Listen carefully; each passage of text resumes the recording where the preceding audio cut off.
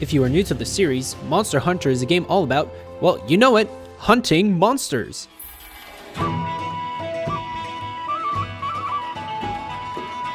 If Monster Hunter World is your first adventure sorry, into the... What?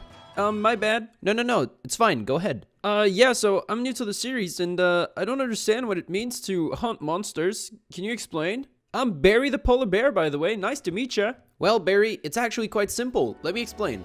Step 1, you track the monster down. Oh, Step 2, you fight the monster. Okay.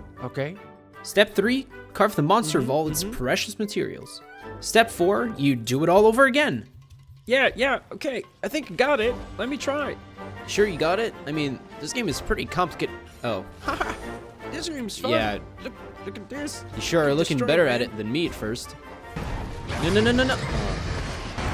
Please! Oh, come on. Anyways, if Monster Hunter World is your first adventure into the series, don't feel too intimidated. Some useful tips will appear from time to time to help you figure out what to do in certain situations. A new great addition to the in-game UI, located at the top right of your screen, is a weapon controls helper, giving you tips and tricks of what you can do with your weapon. So if you're like me and want to master a weapon fully, referring to the combo helper is a great way to improve. And by improving, he actually means not being as good as I am. Look man, you're not a master monster hunter either, and it took me a while to get good, and I'm still learning. But that's what makes the game so interesting. By going at it again and again, you're actually getting experience on how to use your weapon and how to beat specific monsters better, faster, and more efficiently, learning the pattern, knowing what works and what doesn't while fighting, making every hunt easier and easier as you progress.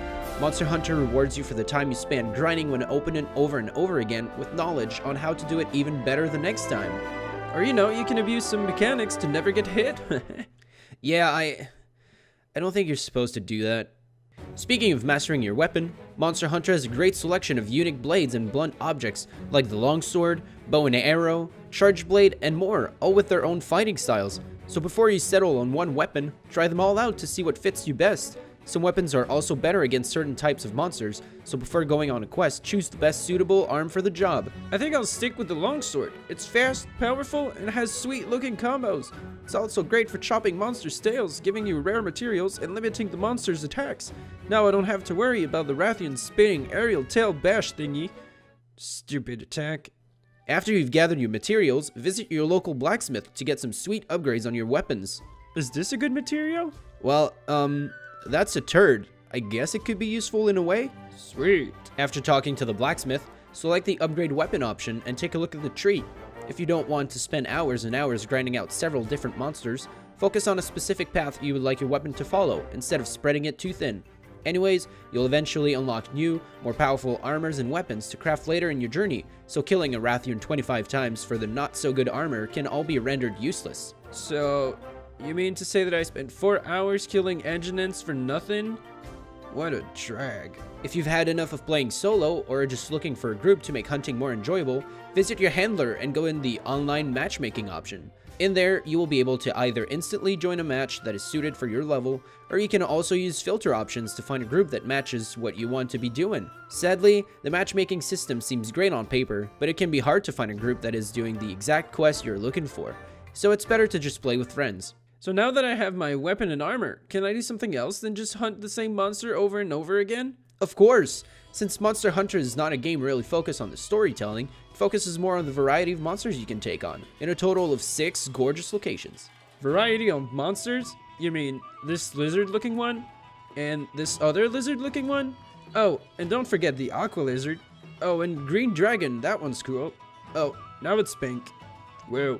It's true that we've seen Monster Hunter titles that had a wider selection of beasts to fight, such as apes, insects, and various forms of chickens, but considering the fact that they couldn't just copy and paste monster models from a previous game to the same console, there are still quite a few opponents to choose from. And there has also been news of new monsters coming soon as free downloadable content, which is pretty neat.